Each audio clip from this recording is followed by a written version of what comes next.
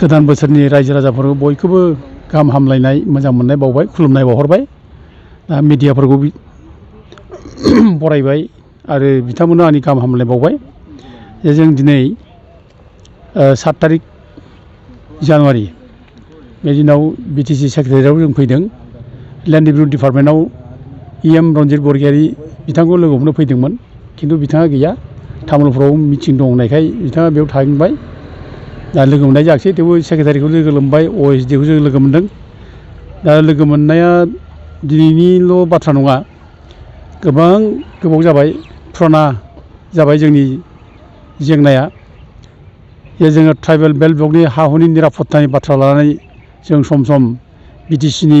EMफोरजों आरो बिटिसिनि अफिसारफोरजों जों लोगो हमनो फैयो, रायज्लायनो फैयो। दा स्पेसियेलि मजाबारि गामि सिडली बेल्टनि आन्दाराव, सिडली ट्राइबेल बेल्ट 1947आव दानाय बियो 5 डिसेम्बराव। 1947नि 5 डिसेम्बरनिफ्राय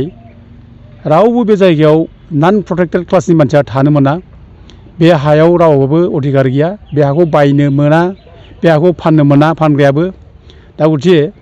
जों बेखौनो गुदि खालामनानै जोङो बिटिसिनि EM रन्जित बसुमतारी बिथांखौ जोङो जावले जावले जों दरखास्त होदों, बुंबोदों। आरो जों बेल' नङा, जों 2019आवबो जोङो सिडलीनि जिल्ला खुंगिरि बिनि बिथोन बादियै जों बे मजाबारि गामिनि हायाव जे एनक्रचमेन्ट जादों, गुबुन हारिया जे बे जायगायाव थाफैनानै बे जायगानि असे थागिबि फिसा बर'फ्रा जे हा हु गारना खारलांदों, बिनि नायबिजिरनो थाखाय जोङो सिडलीनि मानब गेदेर डिपुटि कमिसनार बिथांखौ जोङो खावलायदों आरो बिथाङा नायबिजिरनानै तदन्त खालामनानै बे जायगायाव जे एनक्रचमेन्ट जादों बेखौ रोखा रोखा बुंदों। आरो सोर एनक्रच खालामदों, सोर फेमिलिया, आरो बबे बर' फिसानि हाखौ सेनानै लादों, बे बाथ्राखौ बिथांमोना लिस्ट होनानै बेखौ बिटिसिआव फरवार्ड खालामना हरदों नेसेसारि एक्सननि थाखाय। जिहेथु हानि गोहोआ बिटिसिआवसो, दा बिटिसिआ मावनो हानांगौ। दा 2019आवनो बे प्रसेसा जाबाय थादों, खिन्थु 2019आव बे थांलाय फैलाय खाथा बिहरलायनाय डकुमेन्ट बिहरलायनाय बेयाव दिन थांदों। ओमफ्राय नै दा गोदान सरकार फैबाय UPPनि दैदेननायाव, फुंआव बर'नि दैदेननायाव। दा फेरेंगा बिथांनावबो जों फैगासिनो दं, रायज्लायगासिनो दं। इमिडियेट ओंखारनांगौ, मानोना बे हाया बर'फोरनि हा, बे ट्राइबेल बेल्ट ब्लक हा। बे ट्राइबेल बेल्ट ब्लक हायाव गुबुनफ्रा खुनु दिन हा बायनो हाया, बा फाननोबो हाया, बा हा मोननो हाया। दा बे हिसाबै बे जायगानि हाखौ दिनैसिमबो खुनु ट्रेन्सफार खालामाजासे, हानि नामजारि खालामालासे गुबुन जायगायाव थानो मोनै मानसि बे सेनानै लानानै दङ। दा खाजोनाया बर'फ्रानो होगासिनो दं दासिमबो, आप टु डेट 25सिम बिथांमोना खाजोना होबाय, हानि खाजोनाखौ। दा बिथांमोननि नामावनो दासिमबो लेन्ड हल्डिं सार्टिफिकेट दं, हानि खाजोना होनाय रेकर्ड डकुमेन्टस गासिबो दंजोबो। दा बेखौ होखारनांगौल' दं, मानो होखाराखै दा बाथ्राया बेयाव जादों। दा सम सम बिथांमोना बुङो होखारगोन होखारगोन, बेखौ बाथ्राखौ बुंगासिनो दं। ट्राइबेल बेल्ट ब्लकआव गुबुना थानो मोना, आइनाव बे रोखा रोखाखा। दा गथिखे जायफ्रा इलिगेल भाबै एनक्रच खालामनानै दं, हाबनानै दं, बिसोरखौ गोदानै गुबुन जायगायाव दोननायनि बेब'स्था खालामगासिनो दं, रायज्लायगासिनो दं। बे बाथ्राखौ बिथांमोना बुंबाय थादों, रन्जित बसुमतारी EM बिथाङा बुंबाय थादों। खिन्थु जोंनि बाथ्राया बे नङा जे ट्राइबेल बेल्ट ब्लकआव नोङो मानो हाबफैया, बबेनिफ्राय नों फैया, नों बेयाव फैनो मोना, नों थाफैनो मोना। बे थानो मोनै हाबनो मोनै जायगायाव नों माबोरै थाफैखो, प्रश्नआ बेसो। हाया दिनै मानो आवग्रिनानै लाफैखो? दा गथिखे नों होखारनांगौ, नों थांनांगौ, नोंनि जायगायाव नों थांफिननांगौ, बबेनिफ्राय फैदों बे जायगायाव थांफिननांगौ।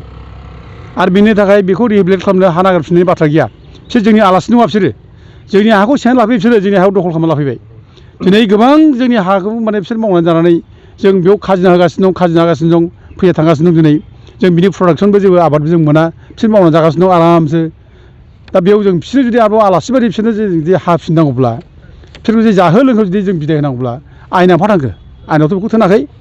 आयेनाव बुंदों जाय इलिगेलि एनक्रच खालामनानै दं दे शुड बि इफेक्टेड फरथुइट, बिसोरखौ एखेबारे होखारनांगौ बाथ्रा बिसोर दं। नैबे मोनसे अर्डार जों मोनदों दा बिटिसिनि श्री रिन्टु चन्द्र बर' ACS joint secretary Bodoland territorial council, बिथाङा रिन्टु चन्द्र बर' ACS बिथाङा अर्डार होनाय। दा बिथाङा अर्डार होदों जे माने गरखाफोरनो माने सार्टिफिकेट होनायनि सार्टिफिकेट बे सार्टिफिकेटखौ बिटिसिआ होगोन आरो बेखौ होब्लानो गासिबो लेन्ड एलटमेन्ट सेटेलमेन्ट हा मोनजोबगोन बेबायदि अर्डार मोनसे होदों आरोखि दुखुनांथाव दा दिनै मानो सिन्था खालामदिया दा दिनै जोंखौ बेखौ बे इलिगेल खामानि मावनायनि थाखाय जों बुंनायनि थाखाय दिनै जोंखौ दाय होनो हागौ जों जाथिनि गेजेराव भुल बुजाबुजि सृष्टि खालामनो हागौ खिन्थु मानो अर्डारखौ होखो बे अर्डारखौ मानो होखो मानो सिन्था खालामदिया जायफ्रा बे जायगायाव थानो मोना जायफ्रा बे जायगानि माने माबा गैया कनस्टिटिउसना बिसोरखौ एलाउ खालामाखै 6 सिडुल एरिया बे 6 सिडुल एरियानि बेरेखा मारै बे अर्डारखौ बोरै होखो बे ट्राइबेल बेल ब्लकनि बारैबो बे 6 सिडुल एरियायाव नोङो जायफ्रा ट्राइबेल नङा बिसोर बिदि फ्रि एखेबारे सार्टिफिकेट लालायनानै हा मोननाय एलटमेन्ट होनो हानाय बिदि क्षमता बहा दंबालाय बिटिसिआलाय बे खामानिखौ मानो मावखो बेखौ दिनै जों बिराद प्रश्न खालामो दिनै बेखौनो जों बुंदों बिटिसिआवबो आरो इमिडियेट उइथड्र खालाम बे माने केन्सेल शुड बि उइथड्रन इमिडियेटलि आरो इट शुड बि भइड बेखौ खालामनांगौ इमिडियेटलि बेखौ दाबि खालामो आरो लोगोसे मोनसे खोथाबाव जे नेपालिफोरखौ ग्रेजार जायनाखि आबाद मावना जाग्रा मोसौ फिसिना जाग्रा नेपालिफोर बिसोरनो माने प्रटेक्टेड क्लासखौ होनाय जादोंमोन ट्राइबेल बेल्ट ब्लकआव खिन्थु बिसोरनो प्रटेक्टेड क्लास होनायखौबो आरोबाव नै माबायाव 1949 24 आगस्टआव 1949 24 आगस्ट बेयाव बिनि नटिफिकेसन नाम्बारा जाहैबाय RST 28/47/43 बे नटिफिकेसननि गेजेरजों बे नेपालि ग्रेजुवेटफोरखौबो आरोबाव केन्सेल खालामदों बिसोरो ट्राइबेल बेल्ट ब्लकआव बिसोरो प्रटेक्टेड क्लास नङा होनना बुंदों बेयाव होदों RST number 28/47/43 dated 24 August 1949 are hereby and henceforth excluded from the list of protected classes होनना बुंदों आरोखि बिसोर प्रटेक्टेड क्लास नंला होनदों दा दिनै गतिके दिनै बेफोरखौ बिसार खालामा मुवानो दिनै बिसोरखौ जेनेरिक टार्माव गरखा होनानै सार्टिफिकेट होनानै बिसोरनो हा होनो हानायनि अधिकार बे बिटिसिनि अफिसारफ्रा बोरै मोनखो बोरै बे अर्डारखौ होखो जों दिनै प्रश्न खालामो आरो बेखौ इमिडियेटलि उइथड्र खालामना लानांगौ दा जों बेखौ हमगासिनो दं आरो दिनै 2019आव आरोबाव अनारेबल हाइकर्टआ अर्डार होबावदों जे बेल्ट ब्लकआव इसिबां इलिगेल भाबै इनक्ल'ज खालामनानै दं हाबनानै दं जिसिबां इलिगेल थानो मानसि दं बेयाव बेफोरनिफ्राय होखारजोबनांगौ होननाय अर्डार मोनसे दङ दा बे अर्डारखौ मावफुंनांगौ दा जों बेखौसो बिटिसि सरकारखौ बुंगासिनो थादों जे होखारजोबदों गासिबो मानो होखाराखै दिनैसिमलाय हाइकर्टआबो जेराव अर्डार होबाय मानो होखाराखै आरो बे बिटिसि सरकारा सोरनि बिटिसि सरकाराथ' जोंनो गोबां जिउ दान होनानै गोबां माने भुगिनांनानै दिनै गोबां सेक्रिफाइस उनाव बे बिटिसि दानाय बे बिटिसि सरकारा गावनि बर' फिसानि जुदि मावनो हायाब्ला नों बे गोरिब गुन्द्रा बर' फिसानो मावनो हायाब्ला मानि थाखाय सरकार बिलाइ सोरनि सरकार बिलाइ जोङो बे अखल बे जों बे प्रमद बर' दिनै इउपिपिएल सरकारखौ जों बुङाखै बिनि सिगांनि सरकार हाग्रामा सरकारावबो जों बुंदों आन्दलन खालामदों जोङो दा दिनै जों आन्दलन खालामनायनिफ्राय दिनै बे ट्राइबेल बेल्ट ब्लकनि जायनाखि जेंना इसु दा दिनै बे गोथां जानानै फैबाय नङाबा थैबायमोन बियो रावबो मख'लामोन दा गोथां जाबाय बै समाव जों आन्दलन खालामदों बै समाव फाइल प्रसेस खालामदों बै समाव 2019आवनो जोङो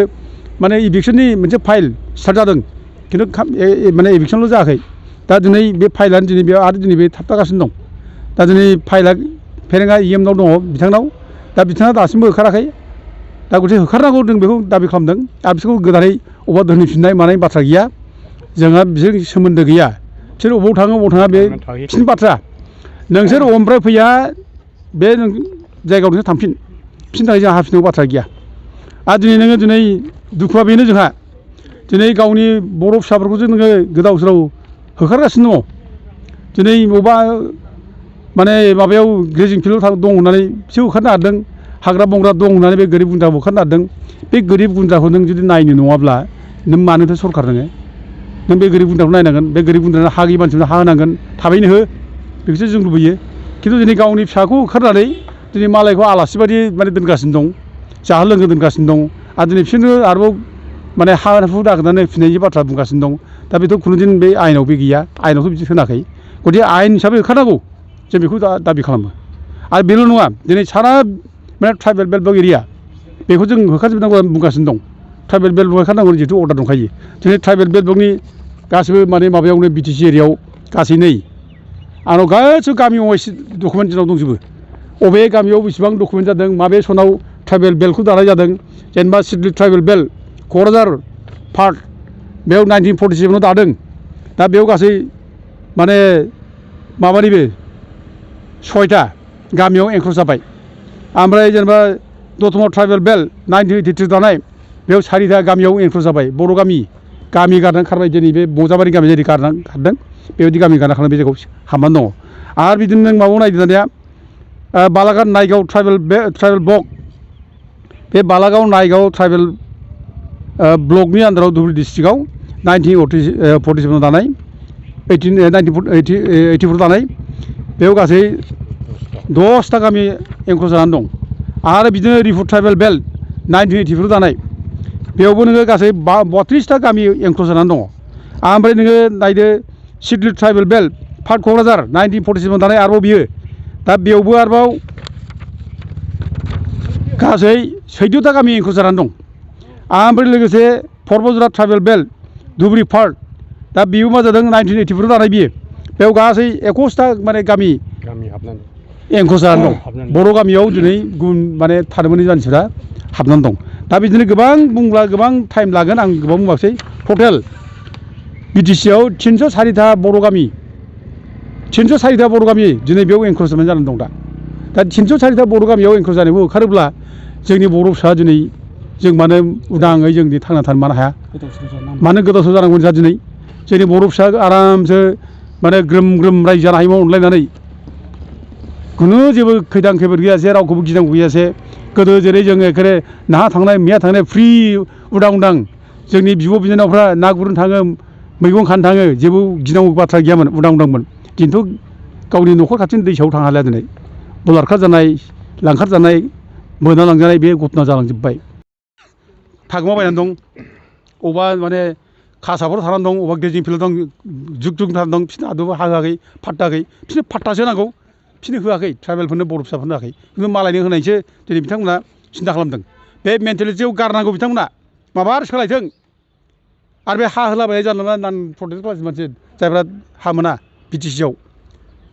बे बिटिसिआ माने स्पेसियेल ट्राइबेल एरिया एडमिनिस्ट्रेसन बियो